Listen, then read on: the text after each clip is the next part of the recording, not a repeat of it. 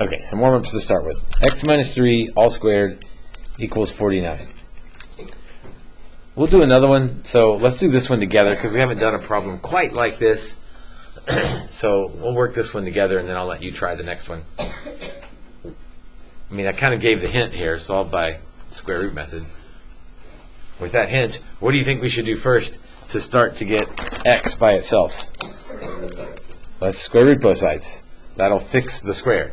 Right? You could FOIL it out, but it seems like it would be easier to just square root both sides. So on the left-hand side,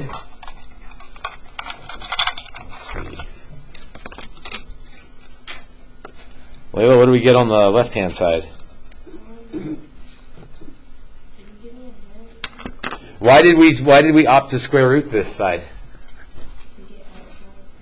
Okay, but what specifically, how does that help me start to get x by itself? What does a square root do to a square? Those cancel each other out. So what's on the left-hand side? X minus 3.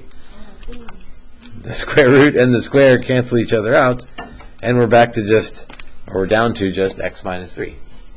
Ben, how about the right-hand side? Square root of 49. So there's a number that if I multiply it to itself, I get 49. 7 is sort of right. Plus or minus. When you put the square roots on, the plus or minus has to go with it. Okay, well that looks a little bit weird maybe with the plus or minus 7, but the left-hand side's still just x minus 3. Emery, what would I, forget about the plus or minus thing, what do I do to get x by itself? Plus 3. Add 3 to both sides. You can put it at the end. I think it looks better at the front. Either way, so 3 plus or minus 7. And then let's just go ahead and do that. 3 plus 7 is 10. 3 minus 7 is negative 4.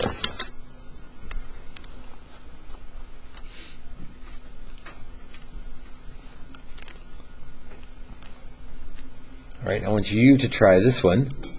X plus 2 squared equals negative 8. It's going to be a little more complicated because of the negative thing, but the steps are pretty much going to be the same.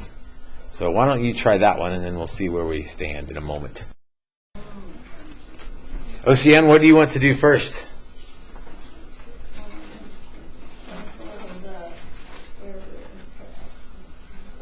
What would allow me to just, I can't just like cancel out things. Like what would allow me to cancel that squared?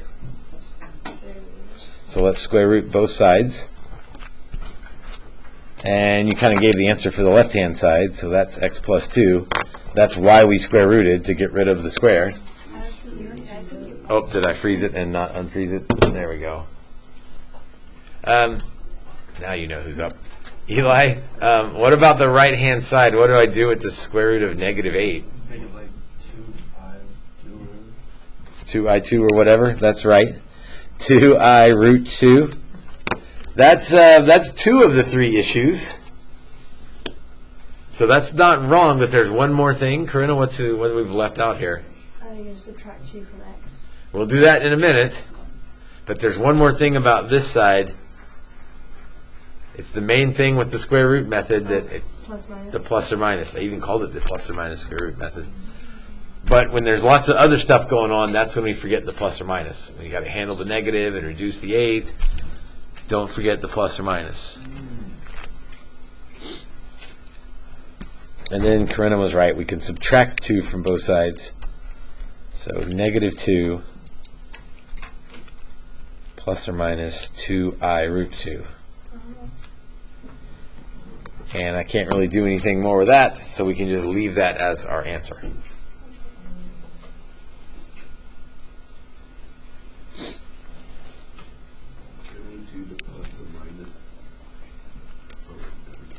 I mean, you could write them separately if that's negative 2 plus 2i root 2, negative 2 minus 2i root 2.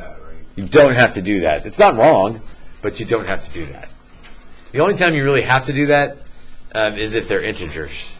3 plus or minus 7, it's like, come on, just add the 7 and subtract the 7. But if there's weird stuff going on, you can leave it as the plus or minus format. And a lot of time today, we're going to leave it as the plus or minus format. Okay, that's sort of the back half of completing the square. So let's talk about a new method, completing the square, and it's sort of in two parts. Part one is to get or make, maybe a better way to say it, a perfect square. A perfect square factor.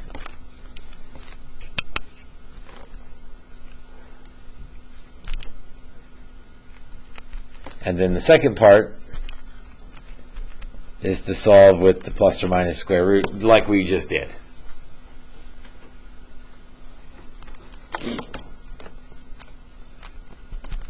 The first part's the tricky part. The second part is the easy part. At least I hope you found that part easy, because if that was the hard part, well, part one's going to be the harder part. So we're gonna make our problem look like one of those two examples that we just did, and then we'll solve it from there. But getting it into that format is sometimes the hard part. So let's do an example. X squared minus 6x plus 11 equals 0.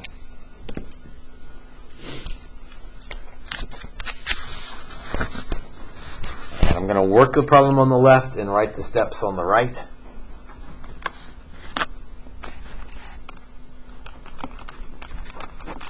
You must start in standard form with a equal 1. Now, this one already has a equal 1, so no big deal there. When we hit some where a is not equal to 1, yeah, we'll do that later. I think that further complicates things. Okay, so my goal is to make it look like the start of 1 or 2 that we just did. So let's move 11 to the other side. So step 1 is move C to the other side. C is in the way. Get out of my way. Move it over. I am going to leave a little blank there, a little space there, because we're going to put something there. So 11, I don't want 11 there. Move him over the way, out of the way.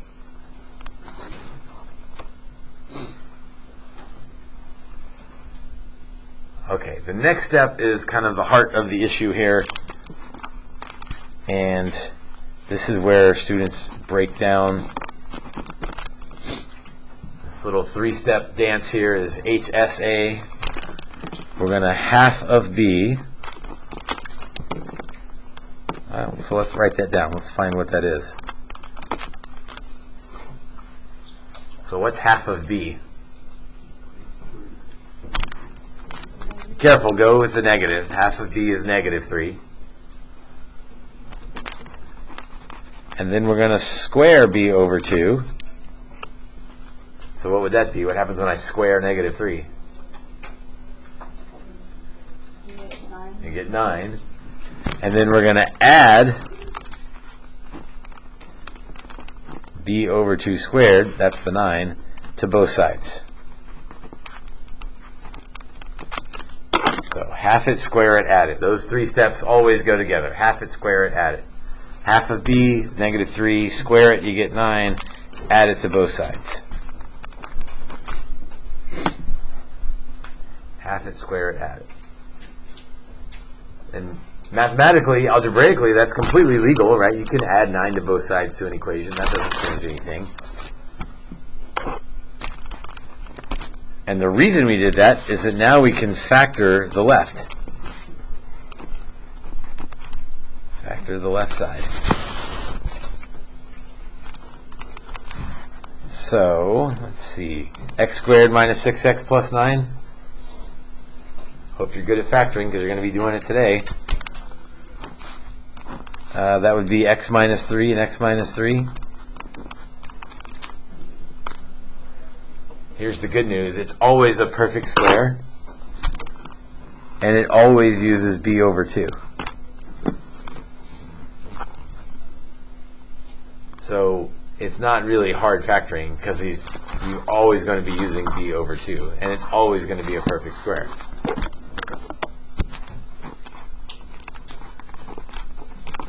So maybe we could say factor the left side with b over 2. Let's see, right side, negative 11 plus 9 is negative 2. And now, this looks like those two problems we started with.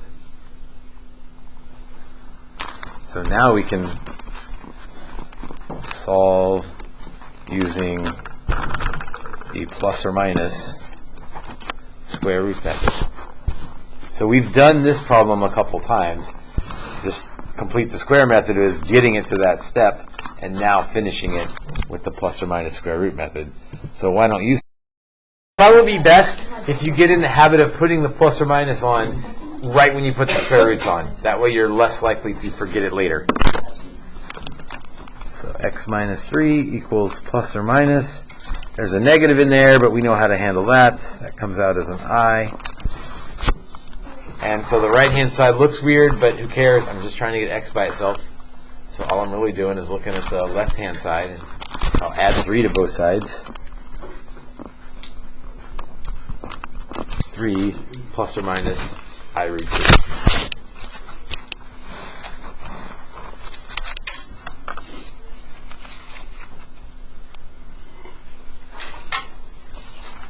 Let's do another one of those.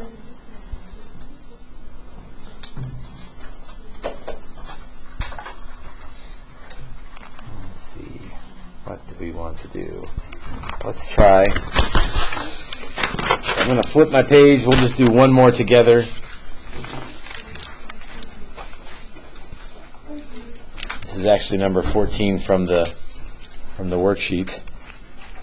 10x squared minus 20x plus 11 equals 5.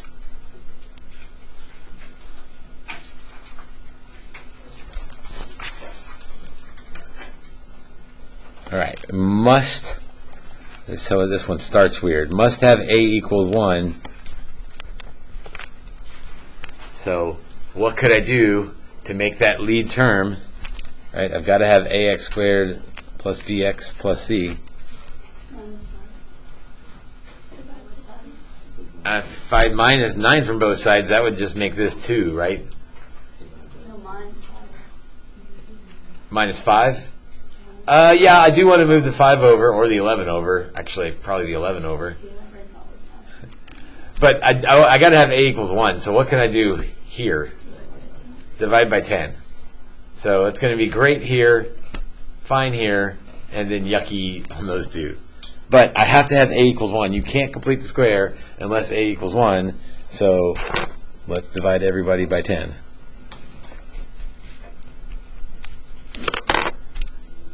X squared minus 2x plus 11 tenths equals 5 tenths. Also known as 1/2, that's true. But a reason I left it as 5 tenths is what am I going to need to do next? Move the 11 tenths over. So I'm just going to leave it as 5 tenths because I'm going to need it to be over 10 to get the 11 tenths out of the way. So x squared minus 2x. I'm leaving a space because that's where the half it square it add it piece goes. Equals negative 6 tenths. That reduces as well, but I know I'm going to be adding something, so I'm just going to hold off on reducing until the very end here. Okay, here's the half it square it add it step. Half of what? B. So what's b over 2 equal to? Careful, take the sign with it. Negative 1. And I like to write down what b over 2 is because I know I'm going to need it to factor later. So half it, I get negative 1. Square it, what do I get? 1. And then I will add 1 to both sides. So plus 1, plus 1. Half it, square it, add it. Every time. Half it, square it, add it. I need to factor the left, but this is easy factoring because my factor is sitting right there. So, Madison, how does the left side factor? X minus 1. Good. X minus 1 squared.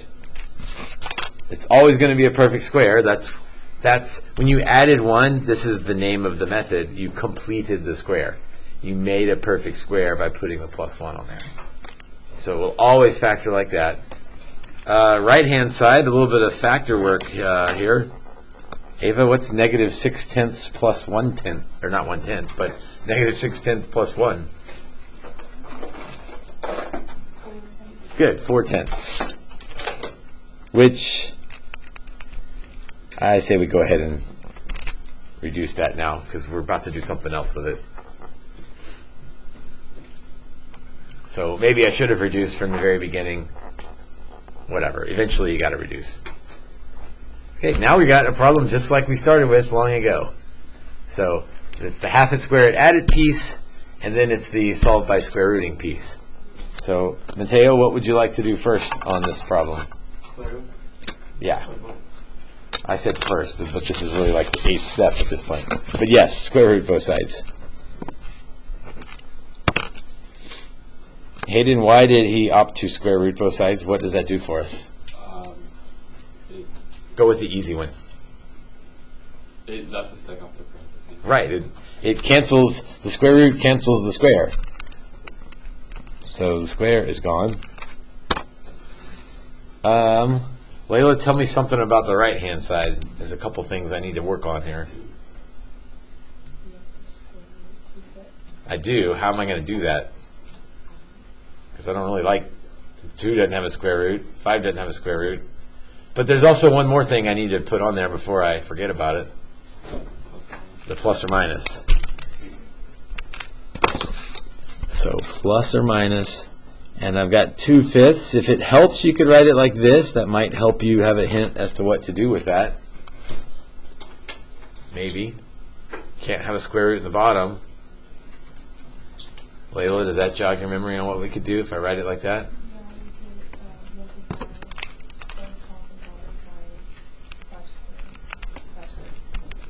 Square root of 5. Yeah, we can multiply the top and bottom by the square root of 5. So that's square root of 10 over 5.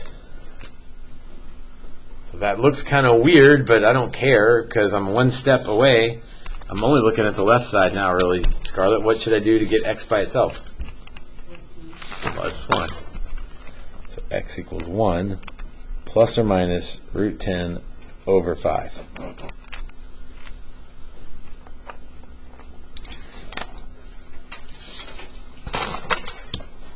So there's a lot that goes into completing the square.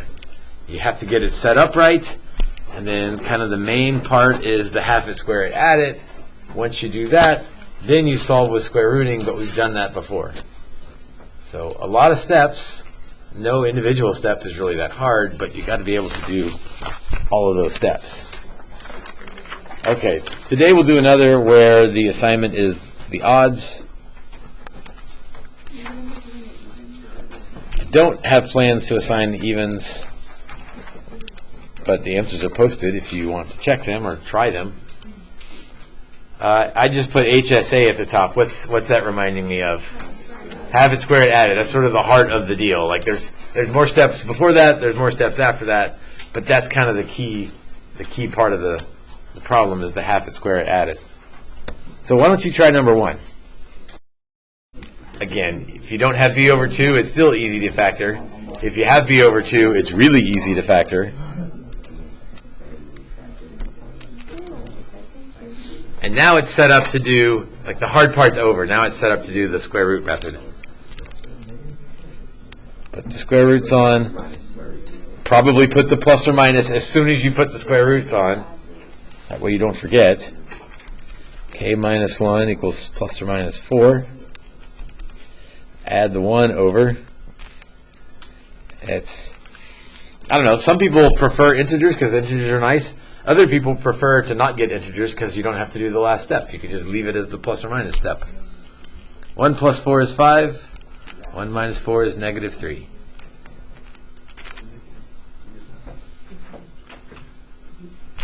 Half it, square it, add it. Questions on that one?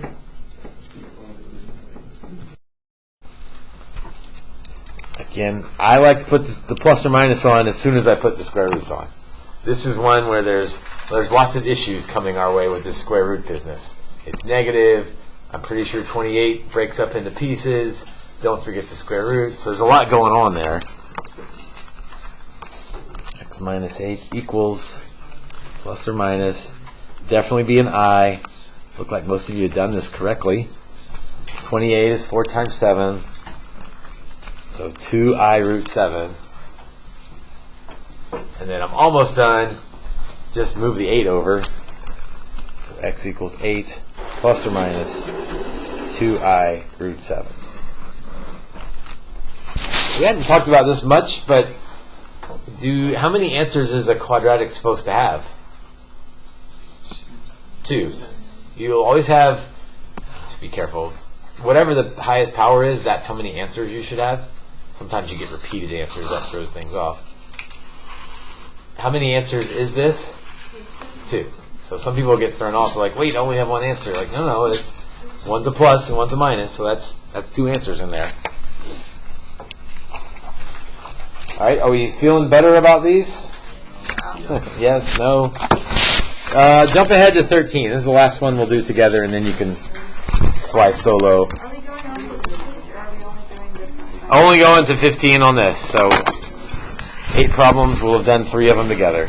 Try number 13. Oh, the right-hand side works out kind of nice. Because what's 45 fourths plus 1? 49 fourths. 49 fourths. Anything you notice about 49 and 4? They can both be square rooted, so that's kind of worked out for us. Square roots on with the plus or minus.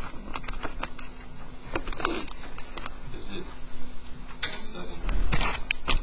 So that would be square root of 49 is 7, and the square root of 4 is 2. So that one wasn't as bad as some of the other ones. I guess it started off worse, but it ended up not too bad. So A equals 1 plus or minus 7 halves. And because there's not i's or square roots, let's actually do 1 plus 7 halves and 1 minus 7 halves. So that would be 2 halves plus 7 halves would be 9 halves. And 2 halves minus 7 halves would be negative 5 halves.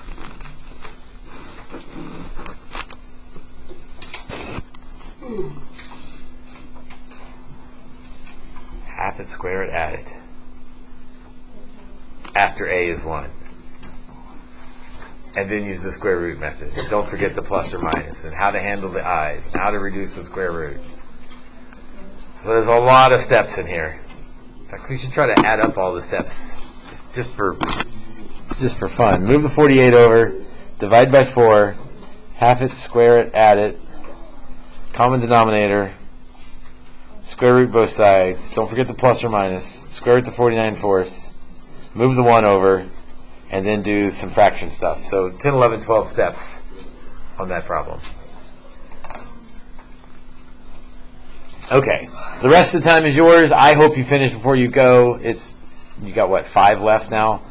Even if you've just been tracking along with me. So just the odds. Half it, square it, add it. Once A equals 1.